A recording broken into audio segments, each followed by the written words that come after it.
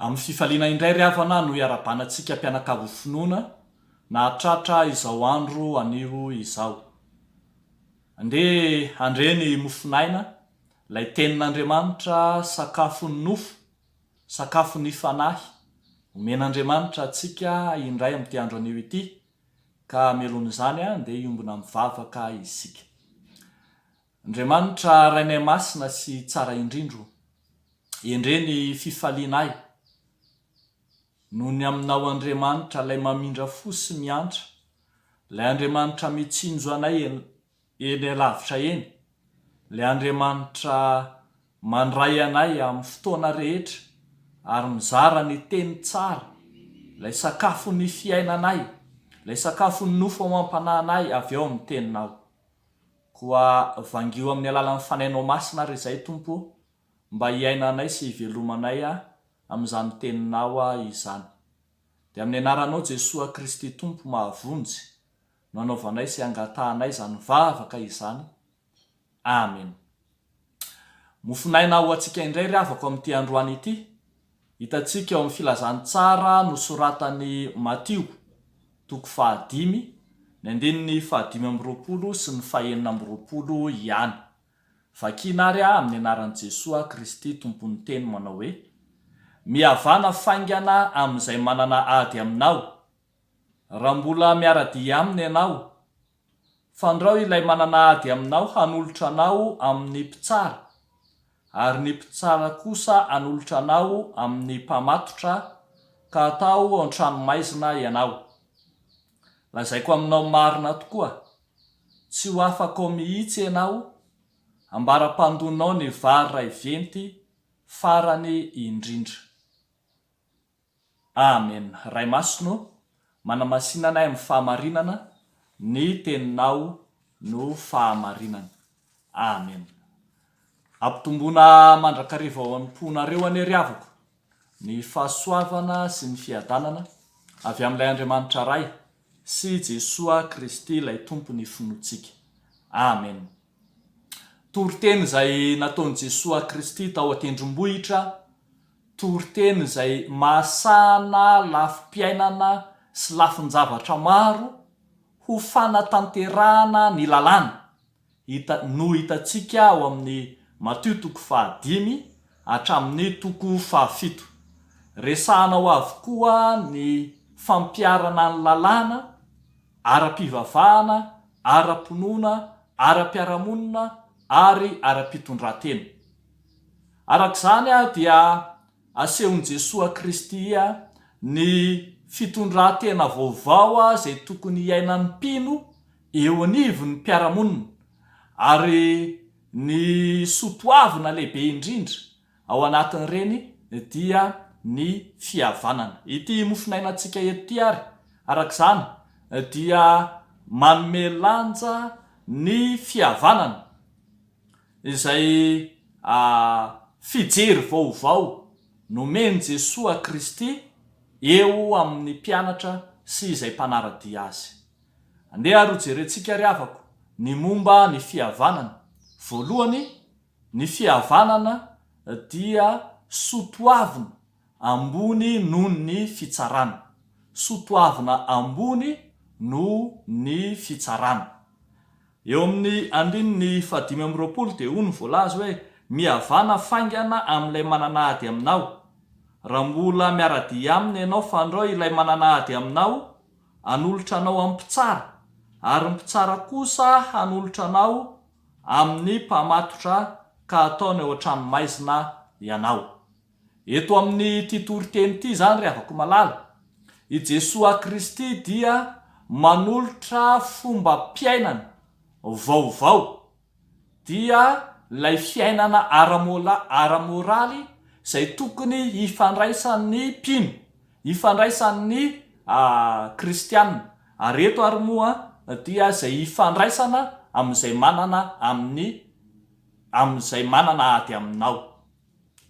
Eto dia asehon'i Jesosy Kristy fa miala kokoa amin'ny fifehezana ny lalàna sy ny fangejany lalàna ny mpino, ary dia ilaina ny miroso amin'ny lalàna ny fihavanana.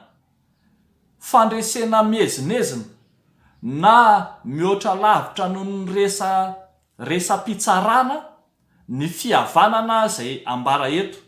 Izany no mahatonga an' Jesosy miteny eo amin'ny 14:20 manao hoe raha manana alahelo amin'ny rahalahinao ianao a dia avelo alohan'ny alitara aloha ny fanatrao ka mandehana aloha ataovy izay hihavananao amin'ny rahalahinao ary rehefa miverina ianao dia voatero ny fanatotrao. Zary lasa adidy mihoatra noho ny lalàna ny fihavanana. Fihavanana izay toy ny nataon'i Jesosy Kristy, ilay nampiavana ny olona rehetra tamin'Andriamanitra, ilay nampiavana izao tontolo izao mpanota, ilay nampiavana izao tontolo izao feno fahotana tamin'Andriamanitra, araka ny teny hoe fa izy ny fihavanantsika izay nahiray antsika roa tota tao aminy.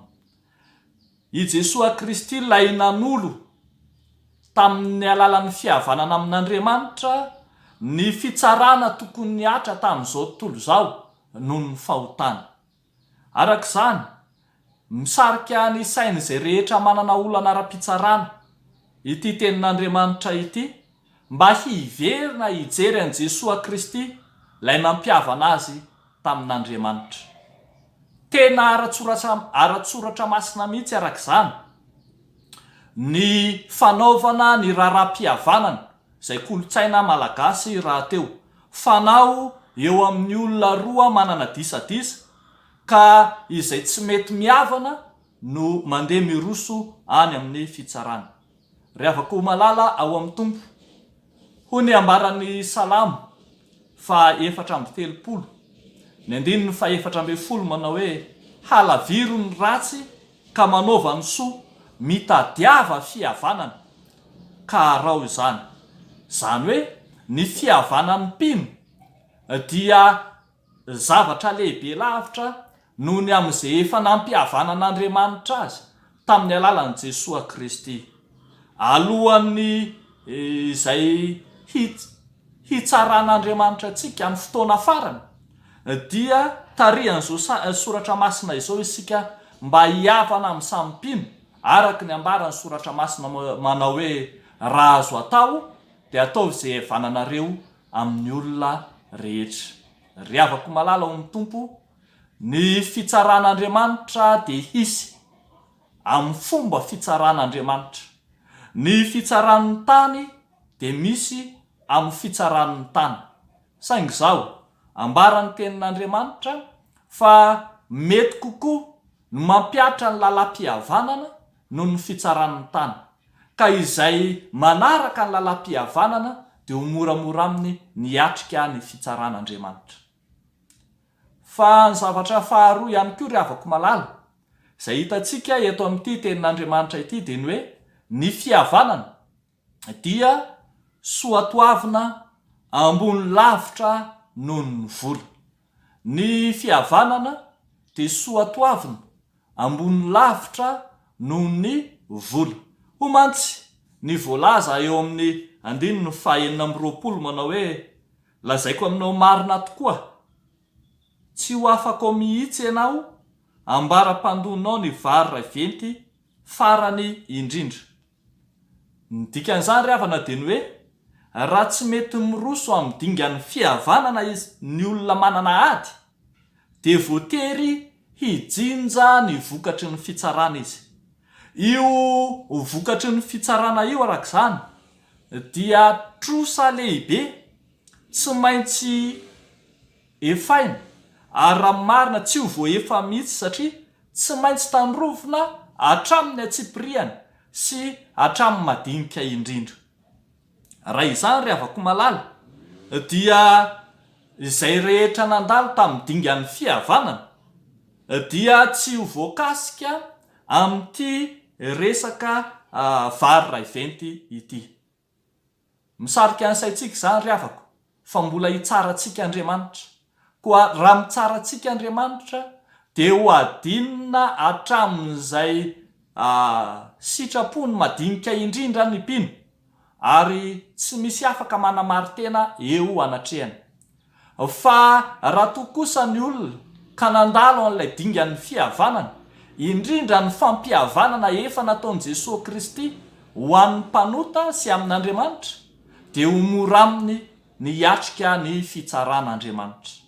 Rehefa malala tsy voatakalo vola arak'izany ny fihavanana, ary ambony lavitra ny lanjan'ny fihavanana noho ny vola.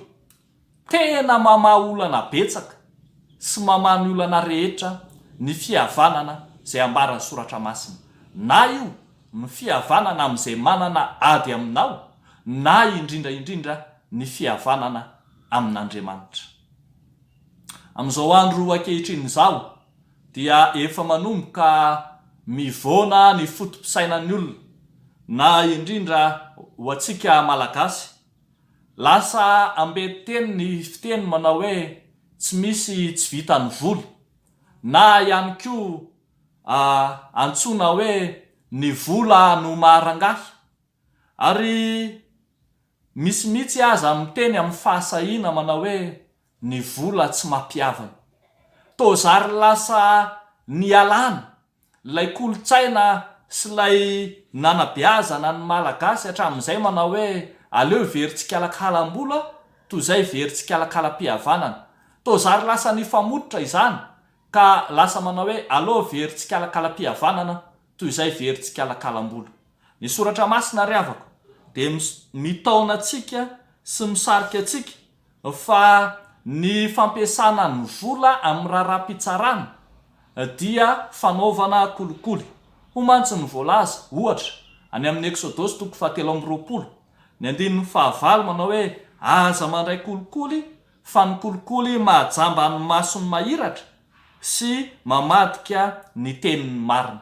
Arak'izany dia ny lanjan'ny fihavanana ihany no asiana lanjany noho ny vola. Ny vola mantsy dia fitady amin'ny fiainana andavanandro, kanefa tsy ahavidy fihavanana na oviana na oviana. Koa tsy hosimbana amin'ny alalan'ny vola, amin'ny alalan'ny kolikoly ny fihavanana izay misy. Ambara eto ary avako malala fa manana lanja tokoa ny fihavanana. Fihavanana izay tsy vaovao amintsika rehetra fa efa zava-dehibe teo amin'ny fiarahamonina malagasy zany, ary zava-dehibe sy soatoavina no meno ny soratra masina lanja rahateo. Soatoavina izay mifanaraka amin'ny fijery vaovao an'i Jesosy Kristy eto amin'ity fampianarana na ity toriteny tao an-tendrombohitra ity, ka misarika ny sain'ny mpino rehetra fa izay mihavana dia ny ankehitriny dia moramora aminy hiatrika ny raharaham-pitsarana ataon'Andriamanitra aminy, indrindra fa izay tafahavana amin'Andriamanitra noho ny amin'i Jesosy Kristy ilay nampihavana antsika roa tota, dia malalaka ny lalana eo anatrehan'Andriamanitra sy ny fitsarany any aparany. Dia ho an'Andriamanitra ny voninahitra, fa ao amintsika rehetra kosa izany tenin'Andriamanitra izany. Amen. Ivavaka isika riavako. Ry Andriamanitra, Rainay masina sy tsara indrindro, misaotra anao amin'ny fonay manontolo sy ny sainay manontolo, ny fanahinay manontolo izahay, no ianao Andriamanitra ilay miteny tsy misorona ka manome ny sitraponao ho anay isanandro, indrindra manoloana ny fifandraisanay amin'ny hafa. Ankehitriny dia misaotra anao manokana izay noho ny amin'ity teninao izay manamafiorina ny fihavananay samy mpino, ary manamafiorina ny fihavananay aminao Andriamanitray ity. Ankehitriny izay Tompo dia mitondram-bavaka manokana ho an'ireo izay rehetra manana olana ara-pitsarana, na iza na mino na tsy mino, dia entinay eo anatrehanao, satria fantatray fa mijery azy ireny ianao, ary ianao rahateo ny malala ny hevitra heverana azy. Ny fahamarinanao no aoka hanjaka, ary ny sitraponao no aoka ho tanteraka.